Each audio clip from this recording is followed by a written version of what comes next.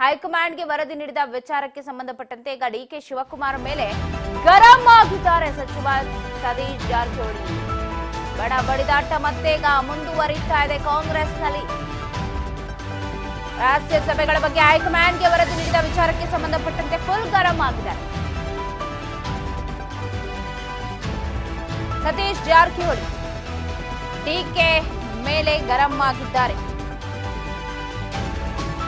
ನಾವೆಲ್ಲ ಎದುರೋ ಪರಿಸ್ಥಿತಿಯೇ ಇಲ್ಲ ಅಂತ ಹೇಳಿ ಸಾಹುಕಾರ್ ಹೇಳಿರು.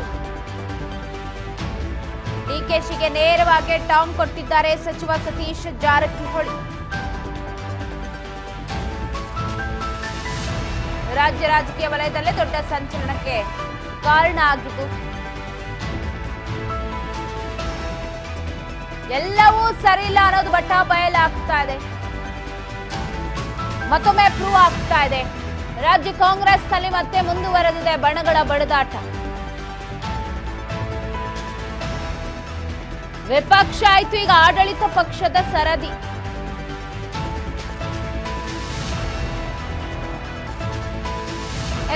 ಇನ್ನು ಡಿಕೆ ಶಿವಕುಮಾರ್ ಮೇಲೆ ಗರಂ ಆಗಿದ್ದಾರೆ ಸತೀಶ್ ಜಾರಕಿಹೊಳಿ. ನಾವೆಲ್ಲ ಎದುರೋ ಪರಿಸ್ಥಿತಿಯೇ ಇಲ್ಲ ಅಂತ ಹೇಳಿ ಸಾಹುಕಾರ ಹೇಳಿರೋದು. ನಿನ್ನೆ ಪರಮೇಶ್ವರನ್ನ ಕೂಡ ಭೇಟಿಯಾಗಿದ್ರು ಸತೀಶ್ ಜಾರಕಿಹೊಳಿ. ಪರಮೇಶ್ವರ್ ಅವ್ರನ್ನ ಭೇಟಿಯಾಗಿ ಒಂದಷ್ಟು ಮಾತುಕತೆಯನ್ನ ನಡೆಸಿ ಆ ಬಗ್ಗೆ ಮಾತನಾಡಿದ್ರು. ಹಾಗಾದ್ರೆ ಏನ್ ಹೇಳಿದ್ರು ಸತೀಶ್ ಜಾರಕಿಹೊಳಿ ಕೇಳೋಣ ಬನ್ನಿ. ನಂದು ಬೇರೆ ಕಾರ್ಯಕ್ರಮ ಇತ್ತು, ಸೊ ಅಲ್ಲಿ ಬಂದಿದ್ದೆ. ಸಾಹೇಬ್ರ ನೋಡ್ಕೊಂಡು ಹೋಗ್ಲಿಕ್ಕೆ ಬಂದಿದ್ವಿ, ಊಟ ಮಾಡಿದ್ರೆ ಅಷ್ಟೇ. ಬೇರೆ ಏನು ಚರ್ಚೆ ಆಗಿಲ್ಲ ಸರ್? ಬೇರೆ ಏನಾಗ್ತದೆ, ಏನಿರ್ತದೆ? ಈಗ ಸಿಎಂ ರಾಜೀನಾಮೆ ಕೊಡಬೇಕು, ಇಲ್ಲ ನಾವಿಲ್ಲಿ ಕೊಡಬಾರ್ದು ಅಂತ ಹೇಳಿರಲ್ಲ, ಅವ್ರು ಕೂಗು ಮಾಡಿದ್ರೆ ನಾವು ಬೇಡ ಅಂತ ಹೇಳಿದ್ರೆ. ಅಲ್ಲ ಡೆಲ್ಲಿಗೆ ಸರ್ ಮೊನ್ನೆ ಮಲ್ಲಿಕಾರ್ಜುನ್ ಖರ್ಗೆ ಅದು ಈ ಸಿಎಂಗೆ ಸಾಹೇಬ್ರು ಹೆಂಗೆ ಭೇಟಿ ಆದ್ವಿ ಹಂಗೆ ಅಷ್ಟೇ. ಅದು ನಮ್ಮ ಅಧ್ಯಕ್ಷರಿಗೆ ಹೋಗಿದ್ದೀವಿ ಅಷ್ಟೇ, ಭೇಟಿಯಾಗಿದ್ದೀವಿ, ಬಿಟ್ಟರೆ ಬೇರೆ ಏನಿಲ್ಲ. ಬೇರೆ ಯಾವ ದೇಶ ಇರಲಿಲ್ಲ. ರೀಸೆಂಟಾಗಿ ಬೆಂಗಳೂರಲ್ಲಿ ಭೇಟಿ ಆಗಿತ್ತು ಸರ್, ಮತ್ತೆ ಭೇಟಿ ಆಗ್ತಾನೆ ಇರ್ತೀವಿ. ಮತ್ತೆ ಎಲ್ಲ ಒಂದೇ ಮಂತ್ರಿಗಳು ಶಾಸಕರು ಭೇಟಿ ಆಗ್ತಾನೆ ಇರ್ತೀವಿ. ಅದೇ ನಂಗೆ ನೀವು ಹೆಂಗೆ ಸೇರಿದ್ರಿ, ಡೈಲಿ ಸೇರ್ತಿರಲ್ಲ, ಮತ್ತೆ ನಾವು ಹಂಗೆ ಸೇರ್ತಾನೆ ಇರ್ತೀವಿ. ರಾಜ್ಯದಲ್ಲಿ ಸರ್ ದಲಿತ ಸಿಎಂ ಕೂಡ ಕೇಳಿ ಬರ್ತಾರೆ, ಯಾಕಂದ್ರೆ ಹೇಳಿದಿಲ್ಲ ಈಗ ದಲಿತ ಸಿಎಂ ಬಗ್ಗೆ ಮತ್ತಷ್ಟು ಅಪ್ಡೇಟ್ಸ್ ಅನ್ನ ಕೊಡ್ತಾರೆ ಪ್ರತಿನಿಧಿ ಬಸವರಾಜ್ ಫೋನ್ ಸಂಪರ್ಕದಲ್ಲಿದ್ದಾರೆ. ಬಸವರಾಜ್, ಇಷ್ಟು ದಿನ ನಾವು ಹೇಳ್ತಾ ಇದ್ವಿ ಬಿಜೆಪಿಯಲ್ಲಿ ಎಲ್ಲೋ ಮನೆಯೊಂದು ಮೂರು ಬಾಗಿಲಾಗಿದೆ, ಎಲ್ಲವೂ ಸರಿ ಇಲ್ಲ ಅಂತ. ಬಟ್ ಈಗ ಕಾಂಗ್ರೆಸ್ ನಲ್ಲಿ ಆ ರೀತಿ ಆಗ ಹೋಗಿದೆ. ಆಡಳಿತ ಪಕ್ಷದಲ್ಲೇ ಎಲ್ಲವೂ ಸರಿ ಇಲ್ವಾ? ಎಲ್ಲೋ ರಹಸ್ಯ ಸಭೆಗಳಾಗುತ್ತೆ, ಮೀಟ್ ಮಾಡ್ಕೊಂಡು ಬರ್ತಾರೆ, ಒಬ್ರನ್ನೊಬ್ರು ದೂರ್ತಾರೆ. ಎಲ್ಲ ವಿಚಾರಗಳನ್ನ ನೋಡಿದ್ರೆ ಏನ್ ಆಗ್ತಾ ಇದೆ ಕಾಂಗ್ರೆಸ್ ನಲ್ಲಿ ಅನ್ನೋ ಡೌಟ್ ಬರುತ್ತೆ. ಇವತ್ತು ಕೂಡ ಸಾಕಷ್ಟು ಬೆಳವಣಿಗೆ ಆಗಿದೆ ಬಸವರಾಜ್. ರಾಜ್ಯ ರಾಜಕೀಯದಲ್ಲಿ ಅದು ಮತ್ತೊಂದು ಸಂಚಲನಕ್ಕೆ ಕಾರಣ ಆಗಿದೆ. ಸದ್ಯದ ಅಪ್ಡೇಟ್ ಏನೆಲ್ಲ ಸಿಗ್ತಾ ಇದೆ ಅಂತ? ಈಗಾಗಲೇ ರಾಜ್ಯ ಸರ್ಕಾರದಲ್ಲಿ ಎಲ್ಲೋ ಒಂದು ಕಡೆ ಈ ಮೂಢ ಹಗರಣ ವಿಚಾರಕ್ಕೆ ಸಂಬಂಧಪಟ್ಟಂತೆ ಯಾವಾಗ ಸದ್ದು ಮಾಡ್ತೋ ಅದಾದ ಬಳಿಕ ಕೆಲವೊಂದಿಷ್ಟು ಬೆಳವಣಿಗೆ ಆಡಳಿತಾರೂಢ ಪಕ್ಷವಾಗಿರ್ತಕ್ಕಂಥ ಕಾಂಗ್ರೆಸ್ ಪಕ್ಷದಲ್ಲಿ ನಡೀತಾ ಇದೆ. ಒಂದು ಕಡೆ ಸಿಎಂ ಸಿದ್ದರಾಮಯ್ಯನವರ ವಿರುದ್ಧವಾಗಿ ಕೇಳಿಬಂದಿರತಕ್ಕಂಥ ಮೂಢ ಹಗರಣಕ್ಕೆ ವಿಚಾರಕ್ಕೆ ಸಂಬಂಧಪಟ್ಟಂತೆ ಸಾಕಷ್ಟು ಈಗಾಗಲೇ ನ್ಯಾಯಾಲಯದಲ್ಲಿ ಕೂಡ ಅದು ಪ್ರಕರಣ ಇರ್ತಕ್ಕಂಥದ್ದು. ಮತ್ತೆ ಈಗಾಗಲೇ ಒಂದು ತನಿಖೆಯನ್ನು ಕೂಡ ಮಾಡ್ಲಿಕ್ಕೆ ಒಂದು ತನಿಖಾ ಸಂಸ್ಥೆ ಕೂಡ ವಹಿಸಿಕೊಂಡಿದೆ ಜವಾಬ್ದಾರಿಯನ್ನ. ಸೊ ಈ ಒಂದು ಸಂದರ್ಭದಲ್ಲಿ ಎಲ್ಲೋ ಒಂದ್ ಕಡೆ ಸಿಎಂ ಸಿದ್ದರಾಮಯ್ಯನವರು ಸಿಎಂ ಸ್ಥಾನಕ್ಕೆ ಒಂದ್ ಕಡೆ ರಾಜೀನಾಮೆ ಕೊಟ್ರೆ ಮುಂದಿನ ಒಂದು ನೆಕ್ಸ್ಟ್ ಸಿಎಂ ಯಾರನ್ನ ಮಾಡ್ಬೇಕು ಅನ್ನುವಂತ ವಿಚಾರ ಕೂಡ ಒಂದಿಷ್ಟು ಆಡಳಿತಾರೂಢ ಪಕ್ಷದಲ್ಲೇ ಕೆಲವೊಂದಿಷ್ಟು ನಾಯಕರು ಚರ್ಚೆ ಮಾಡ್ತಾ ಇದ್ದಾರೆ. ಒಂದ್ ಕಡೆ ಗೌಪ್ಯವಾಗಿರ್ತಕ್ಕಂಥ ಸಭೆಗಳನ್ನ ಮಾಡ್ತಾ ಇದ್ದಾರೆ, ಬೆಂಗಳೂರಿನಲ್ಲಿ ಮಾಡ್ತಾರೆ ಸಚಿವರ ನಿವಾಸದಲ್ಲಿ, ಅದಾದ ಬಳಿಕ ತುಮಕೂರಿನಲ್ಲಿ ಮಾಡ್ತಾರೆ, ಅದಾದ ಬಳಿಕ ಹೈಕಮಾಂಡ್ ನಾಯಕರನ್ನ ಕೂಡ ಹೋಗಿ ಭೇಟಿ ಮಾಡ್ತಾರೆ. ಹೀಗೆ ಹಲವಾರು ಗೌಪ್ಯ ಸಭೆಗಳು ನಡೀತಾ ಇದ್ದಾವೆ. ಇವೆಲ್ಲವೂ ಕೂಡ ಎಲ್ಲೋ ಒಂದು ಕಡೆ ಕಾಂಗ್ರೆಸ್ ಪಕ್ಷದ ವಲಯದಲ್ಲಿ ಅವರೇ ಒಂದು ಸ್ವತಃ ಒಂದು ನಿರ್ಧಾರವನ್ನ ತೆಗೆದುಕೊಳ್ಳಿಕ್ಕೆ ಹೀಗೆ ಆಗಬಹುದು ಮುಂದೆ ಅನ್ನುವಂತ ಊಹಿಸಿಕೊಂಡು ಅವರು ಏನಾದ್ರೂ ಒಂದಿಷ್ಟು ನಿರ್ಧಾರಗಳನ್ನ ತೆಗೆದುಕೊಳ್ಳುವಂತ ನಿಟ್ಟಿನಲ್ಲಿ ಗೌಪ್ಯ ಸಭೆಗಳನ್ನ ಮಾಡ್ತಾ ಇದ್ದಾರೆ. ಅವರವರೇ ಒಂದಿಷ್ಟು ಒಗ್ಗಟ್ಟಿನ ಪ್ರದರ್ಶನ ಮಾಡ್ಲಿಕ್ಕೆ ಸಚಿವರುಗಳು ಒಂದು ಎಸ್.ಟಿ ಸಚಿವರು ಸಮುದಾಯದ ಸಚಿವರಾಗಿರ್ಬೋದು, ಅವರೆಲ್ಲರೂ ಕೂಡ ಒಗ್ಗೂಡಿಕೆಯ ಒಂದು ಒಗ್ಗಟ್ಟಿನ ಪ್ರದರ್ಶನ ಮಾಡ್ಲಿಕ್ಕೆ ಅಥವಾ ಗೌಪ್ಯ ಸಭೆಗಳನ್ನ ಮಾಡಿ ಎಲ್ಲೊಂದ್ ಕಡೆ ಕಾಂಗ್ರೆಸ್ ಪಕ್ಷದಲ್ಲೂ ಕೂಡ ಒಂದಿಷ್ಟು ಗೊಂದಲ, ಬಣಗಳ ರಾಜಕೀಯ ಈ ರೀತಿಯಾಗಿರ್ತಕ್ಕಂಥ ಒಂದು ರೀತಿಯಲ್ಲಿ ಕೂಡ ವಾತಾವರಣ ಕಂಡು ಬರ್ತಾ ಇದೆ. ಹಾಗಾಗಿ ಇವತ್ತಿನ ಕೆಲವೊಂದಿಷ್ಟು ಬೆಳವಣಿಗೆ ಕೂಡ ಈಗ ನಿನ್ನೆ ಕೂಡ ತುಮಕೂರು ತುಮಕೂರಿನಲ್ಲಿ ಸತೀಶ್ ಜಾರಕಿಹೊಳಿ ಅವರು ಹೋಗಿ ಪರಮೇಶ್ವರ್ ಜೊತೆ ಮಾತನಾಡಿದ್ದಾರೆ. ಅವರ ನಿವಾಸದಲ್ಲಿ ಒಂದ್ ಕಡೆ ಔತಣಕೂಟ ಕೂಡ ಏರ್ಪಾಟ್ ಮಾಡಿದ್ರು ಅನ್ನುವಂತ ಮಾಹಿತಿ ಕೂಡ ಇರುವಂತದ್ದು.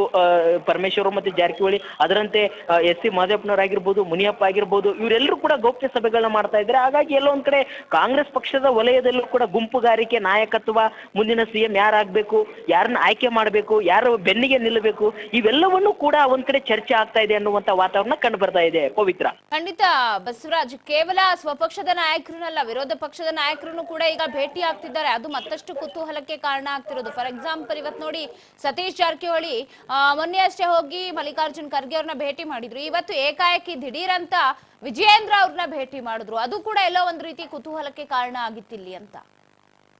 ಖಂಡಿತ ಪವಿತ್ರ, ಒಂದ್ ಕಡೆ ಸ್ವಪಕ್ಷದ ಅವರ ಆಪ್ತ ವಲಯದಲ್ಲಿರ್ತಕ್ಕಂಥ ಸಚಿವರ ಜೊತೆ ಕೂಡ ಗೌಪ್ಯ ಸಭೆಗಳನ್ನ ಮಾಡ್ತಾ ಇದ್ದಾರೆ. ಅದಾದ ಬಳಿಕ ಹೈಕಮಾಂಡ್ ನಾಯಕರ ಜೊತೆ ಕೂಡ ಚರ್ಚೆ ಮಾಡ್ತಿದ್ದಾರೆ.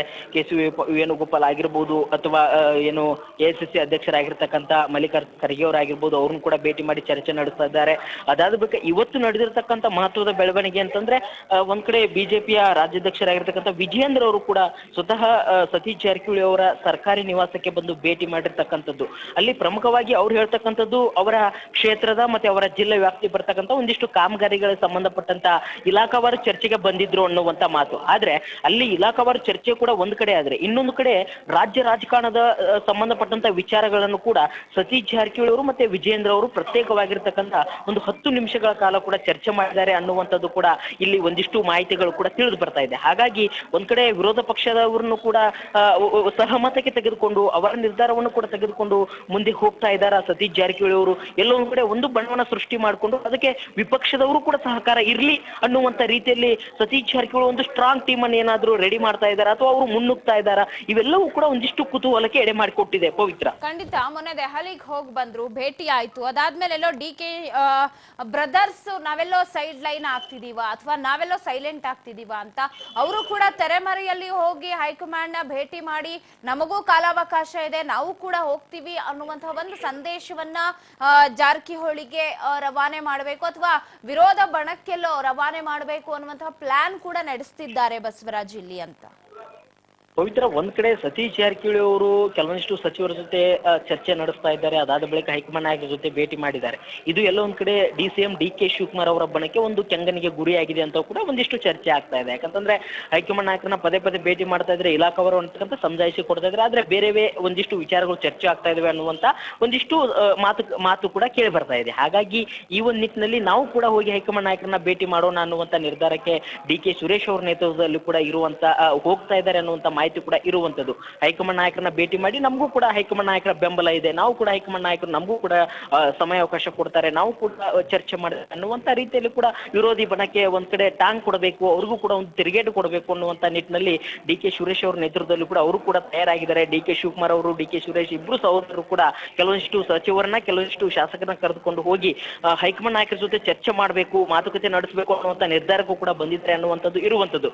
ಇನ್ನೊಂದು ಪ್ರಮುಖವಾಗಿ ಇವತ್ತು ಸತೀಶ್ ಜಾರಕಿಹೊಳಿ ಅವರ ಒಂದು ವಿಚಾರ ಗೌಪ್ಯ ಸಭೆಗಳು ಇದು ಮುನ್ನೆಲೆಗೆ ಬಂದಂತ ಸಂದರ್ಭದಲ್ಲಿ ಒಂದ್ ಕಡೆ ಸಾಕಷ್ಟು ಚರ್ಚೆ ಆಗ್ತಿದೆ ಕಾಂಗ್ರೆಸ್ ಪಾಳ್ಯದಲ್ಲಿ. ಸತೀಶ್ ಜಾರಕಿಹೊಳಿ ಅವರು, ಪರಮೇಶ್ವರ್ ಅವರು CM ಸ್ಥಾನಕ್ಕಾಗಿ ಲಾಬಿ ನಡೆಸ್ತಾ ಇದ್ದಾರೆ ಅನ್ನೋ ಮಾತಿದೆ.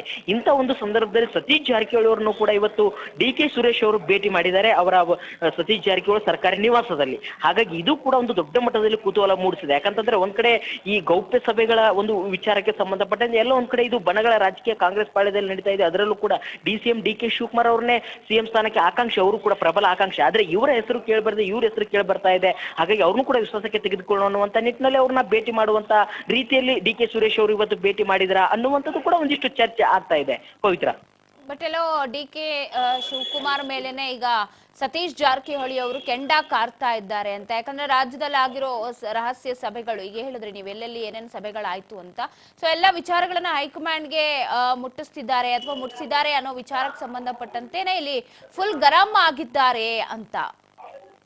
ಪವಿತ್ರ, ಒಂದ್ ಕಡೆ ಏನು ಗೌಪ್ಯ ಸಭೆಗಳು ಏನ್ ನಡೀತಾ ಇದ್ವು, ಈ ಒಂದು ವಿಚಾರಕ್ಕೆ ಸಂಬಂಧಪಟ್ಟಂತೆ ಕೆಪಿಸಿ ಅಧ್ಯಕ್ಷರು ಮತ್ತೆ DCM ಆಗಿರ್ತಕ್ಕಂಥ DK ಶಿವಕುಮಾರ್ ಅವರು ಹೇಳಿದ್ರು. ಅಂದ್ರೆ ಒಂದ್ ಕಡೆ ಈ ಸಭೆಗಳಾಗಿರ್ಬೋದು ಅಥವಾ ಏನೇ ಒಂದು ಪಕ್ಷದ ವಲಯದಲ್ಲಿ ಆಗಿರ್ತಕ್ಕಂಥ ಪಕ್ಷದ ವಿರೋಧಿ ಆಗಿರ್ಬೋದು ಅಥವಾ ಪಕ್ಷಕ್ಕೆ ಸಂಬಂಧಪಟ್ಟಂತ ವಿಚಾರಗಳಿದ್ರೆ ಅದನ್ನೆಲ್ಲವನ್ನು ಕೂಡ ಒಂದು ಟೀಮ್ ಅನ್ನ ನಾವು ರೆಡಿ ಮಾಡಿದೀವಿ, ಆ ಒಂದು ತಂಡ ಹೈಕಮಾಂಡ್ ನಾಯಕರಿಗೆ ರಿಪೋರ್ಟ್ ಅನ್ನ ಕೊಡುತ್ತೆ ಅನ್ನುವಂತ ರೀತಿಯಲ್ಲಿ ಕೂಡ ಅವರು ಹೇಳಿಕೆ ಕೊಟ್ಟಿದ್ರು. ಆ ಒಂದು ವಿಚಾರಕ್ಕೆ ಸಂಬಂಧಪಟ್ಟಂತೆ ಇವತ್ತು ಸತೀಶ್ ಜಾರಕಿಹೊಳಿ ಪ್ರತಿಕ್ರಿಯೆ ನೀಡಿದ್ದಾರೆ. ಏನಂತಂದ್ರೆ ಈಗಾಗಲೇ ಒಂದ್ ಕಡೆ DK ಶಿವಕುಮಾರ್ ಅವರು ಹೇಳಿರ್ತಕ್ಕಂಥ ರೀತಿಯಲ್ಲಿ ನಾವು ನಮ್ಮ ಸಭೆಗಳು ಗೌಪ್ಯ ಸಭೆಗಳಾಗಿರ್ಬೋದು ಅಥವಾ ನಮ್ಮ ಚರ್ಚೆ ಆಗಿರ್ಬೋದು, ನಾವು ಏನೇ ಮಾಡಿದ್ರು ಕೂಡ ಪಕ್ಷದ ವಿರುದ್ಧವಾಗಿ ನಾವು ಮಾಡಿಲ್ಲ. ಹಾಗಾಗಿ ಪಕ್ಷದ ವಿರುದ್ಧವಾಗಿ ಮಾಡದೇ ಇದ್ರೆ ನಮ್ಗೆ ಯಾಕೆ ಭಯ, ನಮ್ದು ಯಾವುದೇ ರೀತಿ ಭಯ ಇಲ್ಲ. ನಾವು ತಳಮಟ್ಟದಲ್ಲೇ ಒಂದು ಕಾರ್ಯಕರ್ತರ ಜೊತೆ ಒಂದು ನಮ್ಮ ಸ್ವಂತ ದುಡ್ಡಿನಲ್ಲಿ ನಾವು ಪಕ್ಷವನ್ನ ಸಂಘಟನೆ ಮಾಡಿರ್ತಕ್ಕಂಥವ್ರು, ಗ್ರಾಮದ ಮಟ್ಟದಲ್ಲಿ ಮಾಡ್ತಕ್ಕಂಥವ್ರು ಪ್ರಚಾರಕ್ಕೆ ಬರೋದಿಲ್ಲ. ಎಲ್ಲೋ ಒಂದ್ ಕಡೆ ಕೂತ್ಕೊಂಡು ದೊಡ್ಡ ಮಟ್ಟದಲ್ಲಿ ಏರ್ಪೋರ್ಟ್ ನಲ್ಲಿ ಅಲ್ಲಿ ಕೈ ಬೀಸಿ ಪ್ರಚಾರ ಮಾಡಿದವರು ಮಾತ್ರ ಇಲ್ಲಿ ಪ್ರಚಾರಕ್ಕೆ ಮುನ್ನೆಲೆಗೆ ಬರ್ತಾರೆ. ಆದ್ರೆ ತಳಮಟ್ಟದಲ್ಲಿ ಮಾಡ್ತಕ್ಕಂಥವ್ರು ಪಕ್ಷಕ್ಕಾಗಿ 12 ತಾಸನ್ನ ನಾವು ಮೀಸಲಿಟ್ಟಿದ್ದೇವೆ. ಹಾಗಾಗಿ ಪಕ್ಷಕ್ಕಾಗಿ ನಾವು ಕೂಡ ತಳಮಟ್ಟದಲ್ಲಿ ಸಂಘಟನೆ ಮಾಡ್ತಾ ಇದ್ದೇವೆ. ನಾವು ಯಾವುದೇ ರೀತಿ ಪಕ್ಷದ ವಿರೋಧವಾಗಿ ಮಾಡಿಲ್ಲ ಅನ್ನುವಂತ ರೀತಿಯಲ್ಲಿ ಒಂದು ಪರೋಕ್ಷವಾಗಿ DK ಶಿವಕುಮಾರ್ ಅವರಿಗೆ ಇವತ್ತು ತಿರುಗೇಟು ಕೊಟ್ಟಂತೆ ಇತ್ತು. ಪವಿತ್ರ, ಫೈನಲಿ ಬಸವರಾಜ್ ಎಲ್ಲವನ್ನ ನೋಡ್ತಾ ಇದ್ರೆ ಎಲ್ಲೋ ಸಿದ್ದರಾಮಯ್ಯನವರಿಗೆ ಎಲ್ಲರೂ ಸೇರಿ ಕೊನೆಯದಾಗಿ ಅಂದ್ರೆ ನೋಡಿ, ಸಚಿವ ಸಂಪುಟದಲ್ಲಿ ಒಗ್ಗಟ್ಟನ್ನ ಪ್ರದರ್ಶನ ಮಾಡಿದವರು ಈಗ ಒಬ್ಬೊಬ್ರು ಒಂದೊಂದು ರೂಟ್ ಅನ್ನ ಹಿಡಿತಾ ಇದ್ದಾರೆ. ಇದನ್ನ ನೋಡಿದಾಗ ಎಲ್ಲೋ ಇದು CM ಕೊರಳಿಗೆನೆ ಉರುಳಾಗ್ಬಿಡತ್ತ ಫೈನಲಿ ಅಂತ ಅವ್ರಿಗೊಂದು ಟೆನ್ಷನ್ ಅಂತೂ ಇದ್ದೇ ಇರತ್ತಲ್ವ. ಪವಿತ್ರ, ಒಂದು ಮೂಡ ಪ್ರಕರಣ ಬಂದಾಗಿನಿಂದಲೂ ಕೂಡ ನಿಮ್ಮ ಪರವಾಗಿದ್ದೇವೆ ಅನ್ನುವಂಥದ್ದನ್ನ ಸಚಿವ ಸಂಪುಟದ ಎಲ್ಲ ಸಹೋದ್ಯೋಗಿಗಳು ಕೂಡ ಅವರ ಬೆನ್ನಿಗೆ ನಿಂತಿರ್ತಕ್ಕಂಥದ್ದು, ಶಾಸಕರಾಗಿರ್ಬೋದು ಎಲ್ಲರೂ ಕೂಡ ಅವರ ಬೆನ್ನಿಗೆ ನಿಂತಿದ್ರು. ಆದ್ರೆ ಕೆಲವೊಂದಿಷ್ಟು ಬೆಳವಣಿಗೆಗಳು, ಅದು ಇಡಿ ಬಂದು ಇಡಿ ಒಂದು ಪಾದಾರ್ಪಣೆ ಮಾಡಿರ್ತಕ್ಕಂಥದ್ದಾಗಿರ್ಬೋದು, ಲೋಕಾಯುಕ್ತ ತನಿಖೆ ಆಗಿರ್ಬೋದು, ಇವೆಲ್ಲ ಬೆಳವಣಿಗೆ ನಡೆದಾದ್ಮೇಲೆ ಎಲ್ಲ ಒಂದು ಕಡೆ ಒಂದು ಪ್ರತ್ಯೇಕವಾಗಿರ್ತಕ್ಕಂಥ ಅಂದ್ರೆ plan A, plan B, plan C ಈ ರೀತಿಯಾಗಿರ್ತಕ್ಕಂಥ ಪ್ಲಾನ್ಗಳನ್ನ ಮಾಡ್ಕೊಳ್ಳೋಣ ಅನ್ನುವಂತ ಒಂದು ನಿರ್ಧಾರಕ್ಕೆ ಒಂದು ಕಾಂಗ್ರೆಸ್ ಪಕ್ಷದ ವಲಯದಲ್ಲಿ ಒಂದು ಟೀಮ್ ಬಂದಂತೆ ಕಾಣ್ತಾ ಇದೆ ಸದ್ಯಕ್ಕೆ. ಹಾಗಾಗಿ ಸತೀಶ್ ಜಾರಕಿಹೊಳಿ ಅವರು ಒಂದ್ ಕಡೆ CM ಸಿದ್ದರಾಮಯ್ಯ ಅವರು CM ಸ್ಥಾನಕ್ಕೆ ಇರೋವರೆಗೂ ಮಾತ್ರ ಹೈಕಮಾಂಡ್ ನಾಯಕರು ಅವರೇ ಇರ್ಲಿ ಅನ್ನುವಂತ ರೀತಿಯಲ್ಲಿ ಇದ್ರೆ ನಾವು ಕೂಡ ಬೆಂಬಲಿಸೋಣ, ಅವರ ಹಿಂದೆ ನಾವು ಕೂಡ ಇದ್ದೇವೆ. ಆದ್ರೆ ಎಲ್ಲೋ ಒಂದ್ ಕಡೆ ಏನಾದ್ರು ಹೈಕಮಾಂಡ್ ನಾಯಕರು ಅಥವಾ ಪಕ್ಷದ ವಲಯದಲ್ಲಿ